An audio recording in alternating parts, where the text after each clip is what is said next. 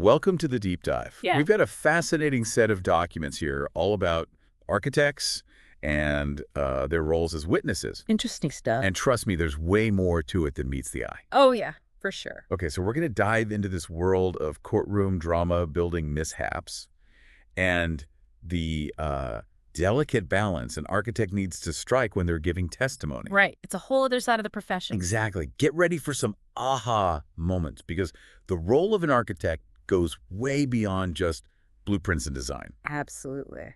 So the material you sent over mentions two main ways an architect can end up in court, as a factual witness or an independent expert witness. Right. Can you break those two roles down for us? What's the difference? Yeah. So it really all comes down to how involved they were with the project, the one that ends up in court. Okay. So let's say you're an architect and you designed a building, and then years later there's some kind of dispute. Like a leaky roof turns into a lawsuit. Exactly. Something like that.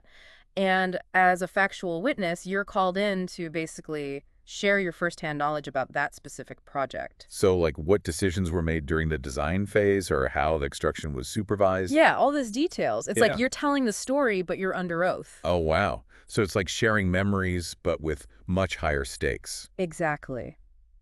And it's super important to remember that as a factual witness, your job isn't to pick a side. Right. You're not there to point fingers. No, you're just there to present the facts as you know them based on your work on that project. Got it. So just the facts, ma'am. Precisely. Okay, now the independent expert witness, that sounds like a whole different ballgame. It is. Yeah. So let's say there's a case, maybe a building collapse even, Oh, wow. but you had absolutely nothing to do with the design or construction of that building. Right. You might get called in as an independent expert because of your specialized knowledge. Exactly. Let's say you're an authority on roofing systems or foundation stability or something like that. You're brought in to analyze the situation, look at all the evidence, and offer your opinion to the court. So you're like an architectural detective. Yeah. And the key here is that you weren't involved in the original project. Right, so you're coming in with fresh eyes Fresh perspective. And it's crucial that you're totally impartial. because your duty is to the court, not to one side or the other. Exactly. Okay, that makes sense. Yeah.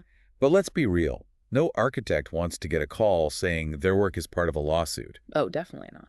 The source material actually mentioned that architects are often prime targets when building assemblies fail. Yeah, unfortunately comes with the territory sometimes. So what should an architect do if they find themselves in that situation?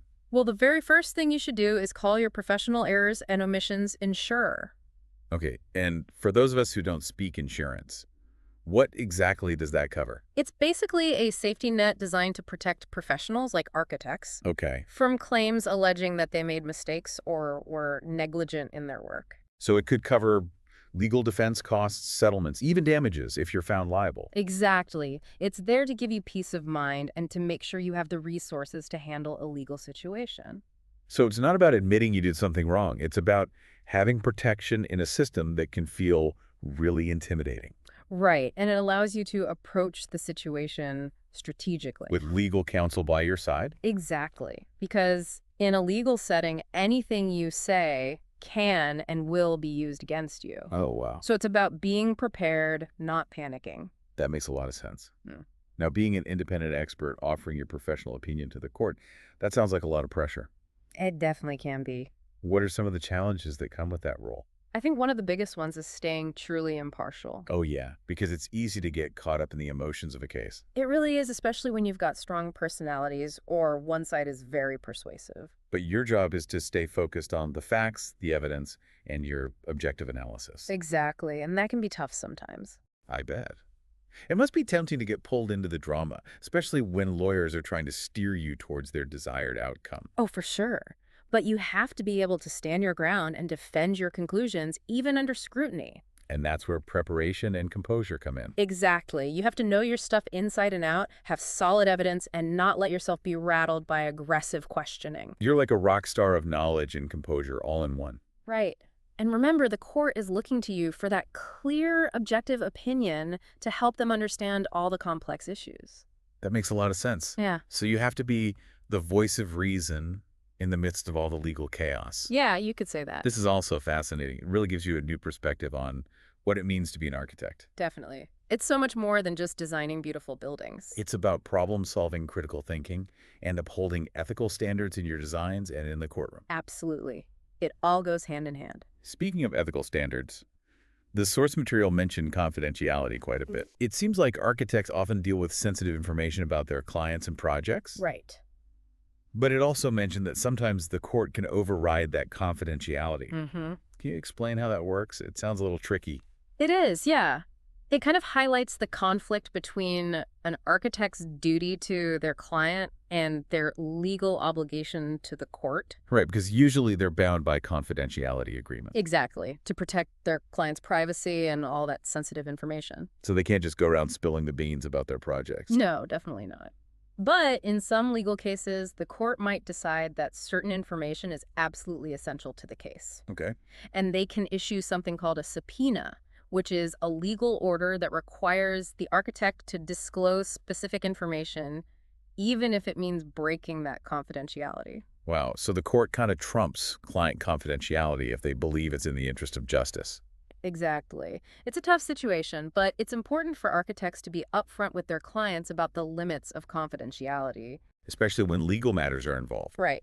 Clients need to understand that there might be times when their architect is legally obligated to share certain information, even if it's not ideal. That's definitely a conversation I wouldn't want to have. It's not easy, but it's all about navigating those ethical and legal waters carefully. This deep dive is already shedding light on so many aspects of architecture I never even considered. I'm glad to hear it. We've covered the different types of architectural witnesses, the challenges of staying impartial, and even the whole thing with confidentiality. It's a lot to take in. It is. And it's clear that there's so much more to being an architect than just designing buildings. Oh, absolutely.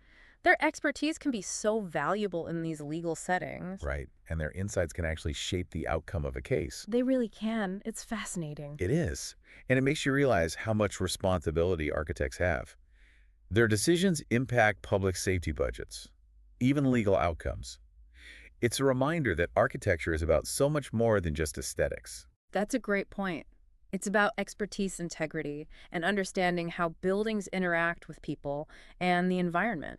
And that sense of responsibility is even bigger when an architect becomes a witness. Definitely. Because then they're not just guardians of the built environment, but of the truth itself. That's a powerful way to put it. And their testimony can help make sure justice is served, that we learn from past mistakes and build a safer future. Exactly. It all ties together. It's amazing how architects play such a vital role in shaping a better world, not just through their designs, but also through their ethics and their willingness to share their knowledge. I completely agree. This deep dive has given me a whole new appreciation for the complexity and impact of the architectural profession. Me too. It's so much more than just creating beautiful structures.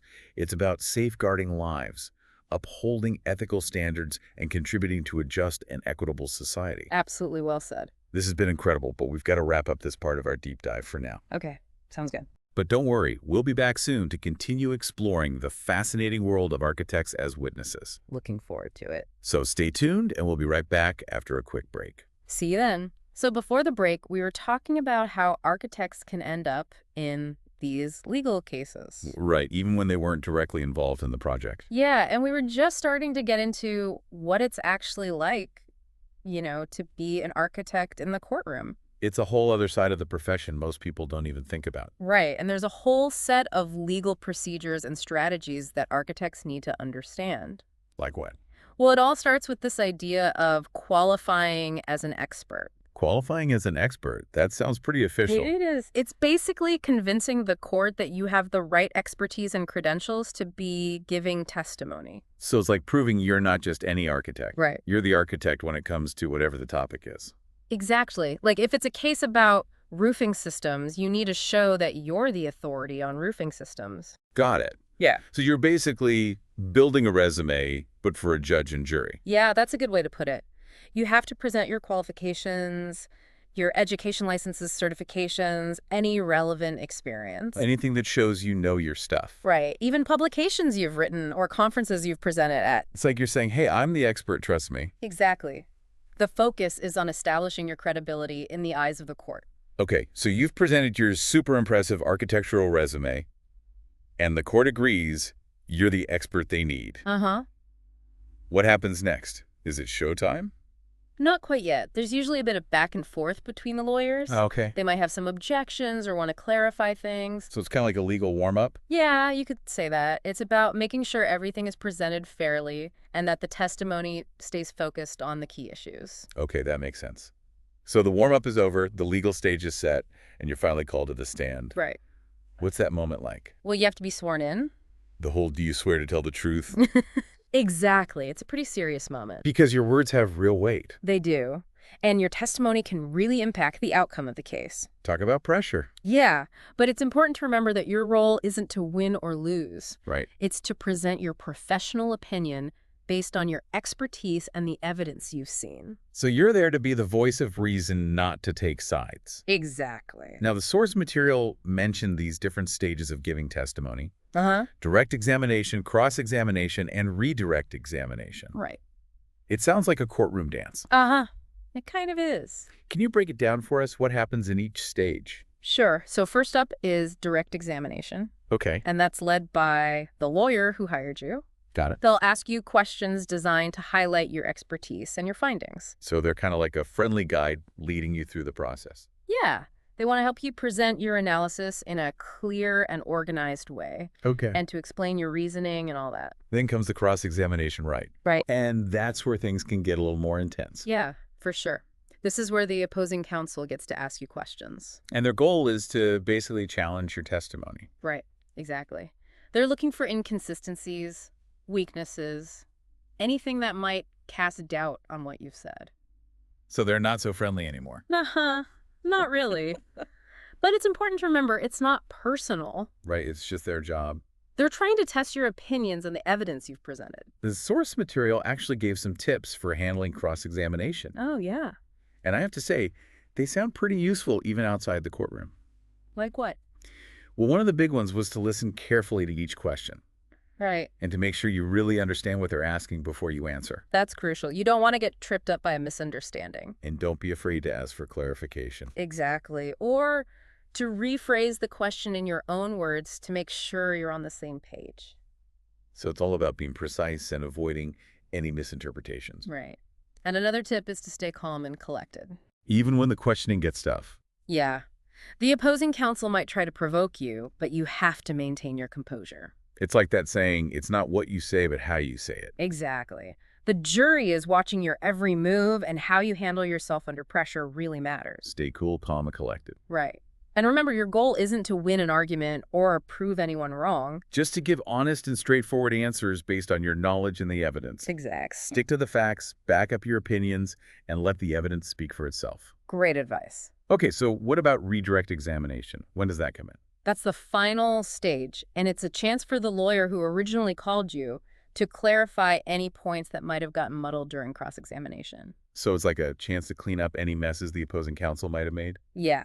You can re-emphasize key points, address any misleading information, and just solidify your testimony. Leave the jury with a strong takeaway message. Exactly. It's a crucial part of the process. This is all so insightful. We're really getting a behind-the-scenes look at what it takes to be an architect in this legal world. Yeah, it's definitely a different perspective. And it really highlights how their expertise goes way beyond design and construction. Absolutely. They're using their knowledge to help the court understand these complex technical issues. And ultimately, to ensure a fair outcome. Right. This deep dive has been fascinating, but we're running short on time for this part. Oh, okay. We'll be right back after a short break to continue exploring this role of the architect as a witness.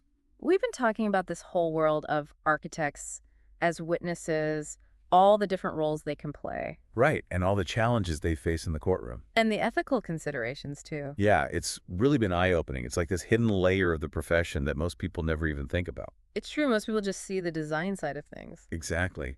Yeah. But their expertise can be so crucial in these legal settings. Absolutely. Yeah. Their insights can actually determine how a case turns out. It's amazing. Yeah. You know, as we've been talking, it's really struck me how much responsibility architects have. Oh, yeah. It's not just about designing a beautiful building. No, it goes way beyond that. Their decisions affect public safety budgets, legal outcomes. It's a huge responsibility. I agree completely. It's a reminder that architecture is not just about aesthetics. Right. It's about expertise, integrity, and understanding how buildings impact people and the environment around them. And that sense of responsibility gets even bigger when an architect becomes a witness. For sure. It's like they become guardians not just of the built environment, but of the truth itself. That's a great way to put it. And their testimony can help make sure justice is served, that we learn from past mistakes and create a safer world. It's all connected. It really is. This deep dive has given me a whole new appreciation for the complexity and impact of architecture. Me too. It's so much more than just pretty buildings. It's about protecting people, upholding ethical standards, and contributing to a just and equitable society. Couldn't have said it better myself. It's really incredible. So as we wrap up this deep dive, what's one final thought you want to leave our listeners with? I would say look at the buildings around you with a fresh perspective. Okay. Think about all the design and engineering that went into them and the legal considerations too. And remember, there are architects behind all of that. Shaping our world. Exactly. And working hard to keep it safe and strong. That's a great point. I think we all need to be more aware of the crucial role architects play in our lives. I agree. It's definitely something to think about. So there you have it, folks. A deep dive into the world of architects as witnesses. It's been a fascinating discussion. It really has. Thank you so much for joining us today. My pleasure. And that, my friends, is where things get really interesting. Thanks for listening.